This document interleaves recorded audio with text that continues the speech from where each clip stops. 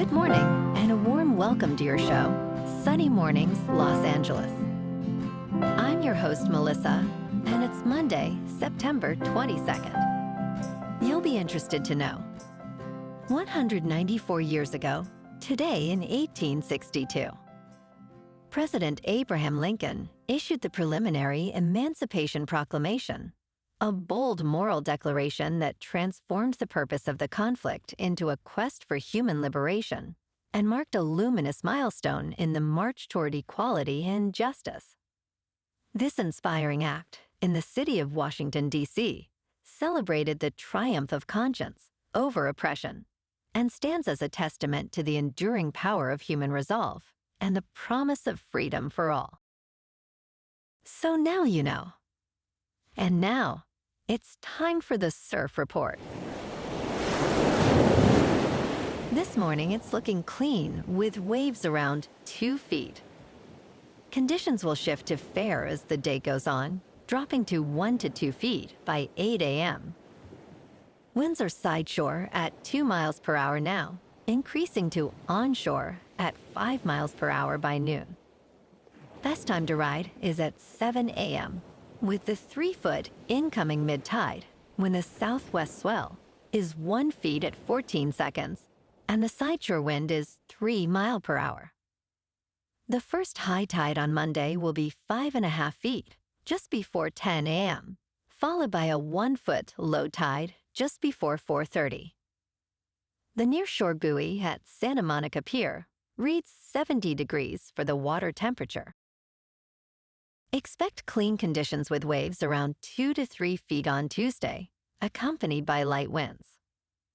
Wednesday maintains similar size, with clean conditions early, but choppy conditions may develop later in the day. By Thursday, surf remains around 2+ feet, with fair conditions prevailing as winds shift slightly, offering a consistent lineup throughout the day. This morning, there's patchy fog, and it feels like 69 degrees with no wind. The sunset will take place at 6:50, and it will rise again tomorrow at 6:43. Looking ahead in the weather.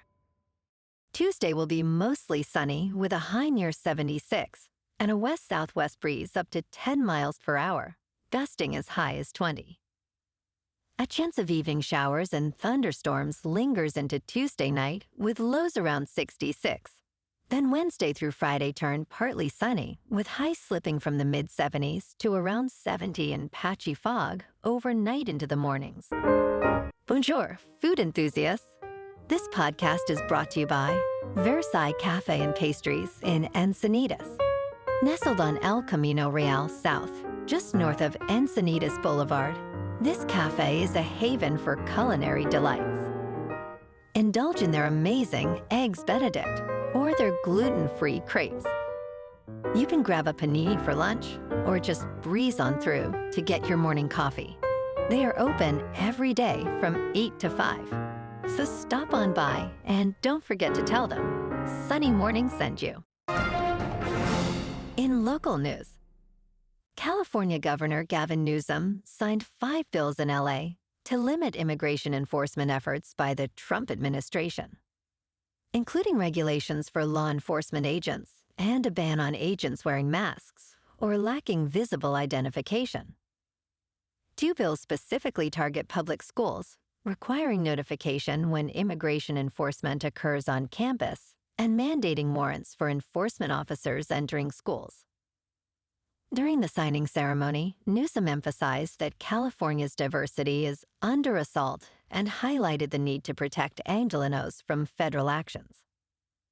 While 4 bills take effect immediately, the masking law will begin in January.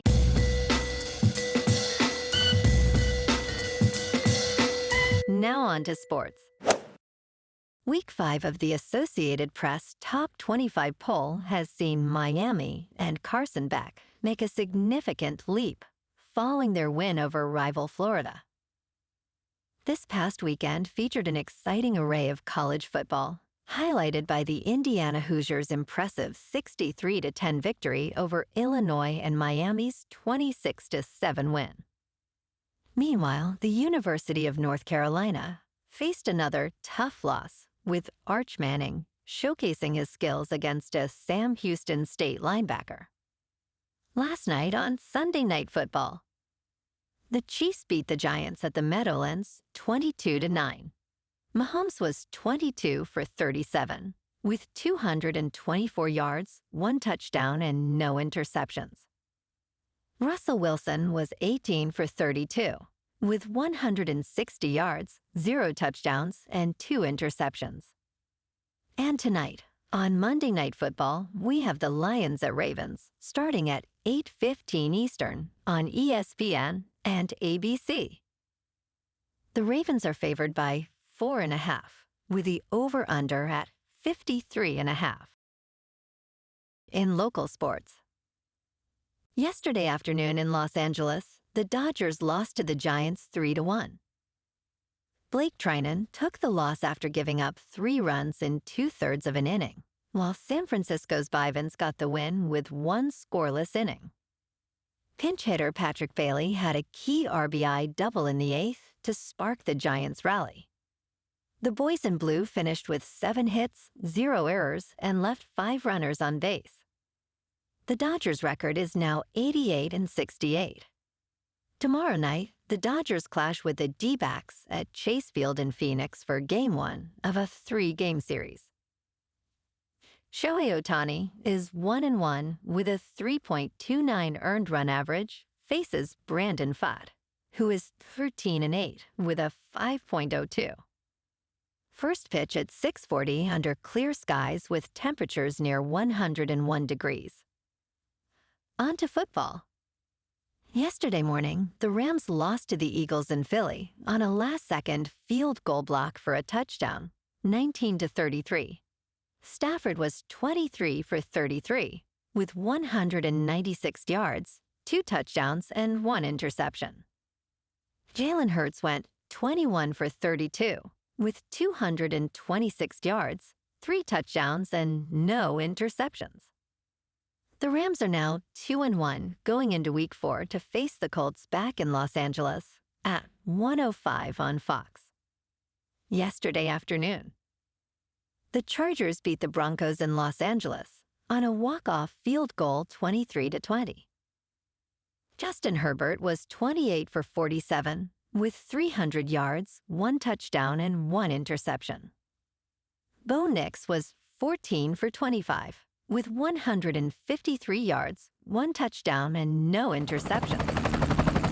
In top news, the story of Ozempic's rise is rooted in a remarkable history of venomous science. David Mendoza, diagnosed with type 2 diabetes in 1994, struggled with obesity, weighing over 300 pounds. In 2006, he discovered Byetta, an injectable medication that helped manage his diabetes and appetite, resulting in significant weight loss. This paved the way for medications like Ozempic, which are derived from GLP-1, a gut hormone that promotes insulin release and enhances feelings of fullness. As research on these medications progresses, a new oral treatment is also on the horizon. The Gila monster's venom surprisingly opened doors to revolutionary diabetes treatments. In business news, the benchmark 10-year Treasury yield rose after the Federal Reserve cut rates. United States stocks ended the week at fresh record highs on Friday, but the sustainability of the rally now likely hinges on the 10-year Treasury yield, according to Ron Albahari, Chief Investment Officer at Laird Norton Weatherby. The S&P 500, Dow Jones Industrial Average, and NASDAQ indexes all closed at new highs. Albahari believes the bull market needs tame 10-year Treasury yields and the bond vigilance to stay at bay. He expressed concerns about potential Fed interference by the Trump administration. In crypto movement, Bitcoin is down 0.5% over the weekend to about $115,000. Ethereum is down 6% to just over 4,300. And XRP is down 5% to $2.91. Moving on to a more local vibe. In our community spotlight on health and wellness, we are working with a national Pilates studio to bring you some free classes, so listen up. Check out Club Pilates, with several locations in the San Diego area. Pilates presents a comprehensive wellness approach, cultivating strength, reducing tension, and elevating mental well-being. Scientific research affirms its benefits. So now you can check out Club Pilates for a free class, with locations in Encinitas, Solana Beach, Oceanside, La Jolla, and more. Just be sure to tell them Sunny Morning sent you by. And now, back to the show. Let's talk tech. Jury selection will begin on Monday to determine if Amazon illegally tricked customers into paying for Prime benefits, in the first of two major lawsuits from the Federal Trade Commission. This case alleges that Amazon misled consumers about the sign-up and cancellation process, violating Section 5 of the Federal Trade Commission Act and the Restore Online Shoppers Confidence Act. The Federal Trade Commission claims Amazon used dark patterns to enroll customers without their clear consent and made cancellation difficult. Amazon has denied these allegations, stating that customers enjoy Prime and the sign-up and cancellation processes are clear. The government recently won a ruling against Amazon regarding billing information. And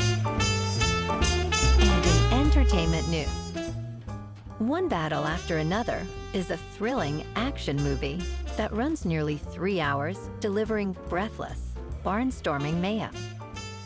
Directed by Paul Thomas Anderson, the film features a career high performance from Leonardo DiCaprio, who plays Bob Ferguson. With a budget of $175 million, this ambitious project adapts the Thomas Pynchon novel, Vineland. Set in an alternative reality, the film critiques political issues while exploring complex family dynamics. While Sean Penn's portrayal of the psychotic colonel is amusing, it risks becoming cartoonish. Overall, this film is likely a strong contender for Best Picture. Well, alrighty folks, it's time for the quote of the day. And today, our quote comes from the American civil rights leader and activist, Frederick Douglass. And he said, "If there is no struggle, there is no progress."